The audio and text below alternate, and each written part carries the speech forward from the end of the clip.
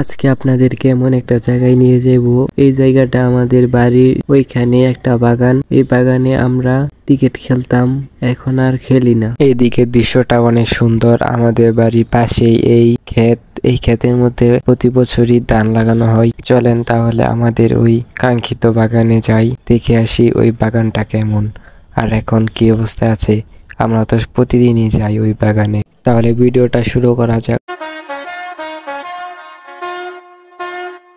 আমাদের গ্রামের 100% মানুষের মধ্যে 40% মানুষের এই মুরগির ফার্মটি আছে। আমার জানা মতে এই মুরগির ফার্মের মধ্যে লাভও হয় অনেক। এই ফার্মটি বাগানের সাথেই। আমাদের উদ্দেশ্য অনুযায়ী আমরা আমাদের বাগানে এসে পড়েছি। ওই যে বাগান, তাহলে সময় নষ্ট না করে আসেন যাই ওই বাগানে, দেখে আসি ওই বাগানের কিছু জিনিস। তাহলে শেষমেশ চলে এলাম আমাদের এই জায়গাটিতে। অনেক সুন্দর একটি জায়গা, আরো সামনে অনেক সুন্দর। উপরে যে জায়গাটা দেখতে পাচ্ছেন, এই জায়গাটা একটা মাঠ ছিল।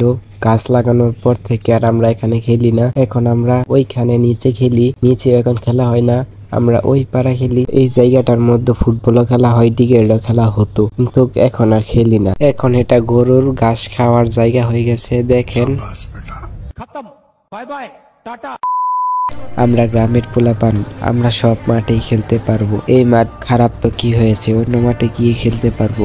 আমাদের মাঠে যে আনন্দগুলো হয়েছিল, ওই আনন্দগুলোই খালি ফিরে পাবো না।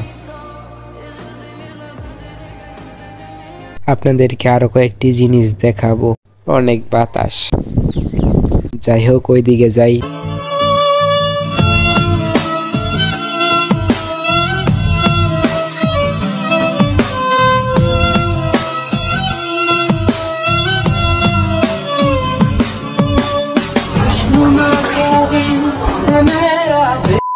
সামনে আবার মেইন রোড, গাড়ি চলাচল করছে, দেখতে পাচ্ছেন।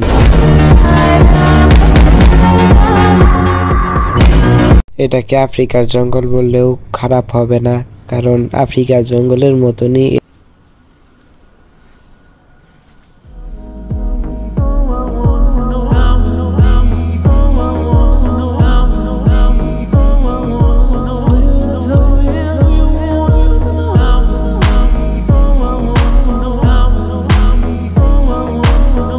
এই জায়গাটার মধ্যে আমরা আগে অনেক আসতাম, এখন বেশি আসা হয় না।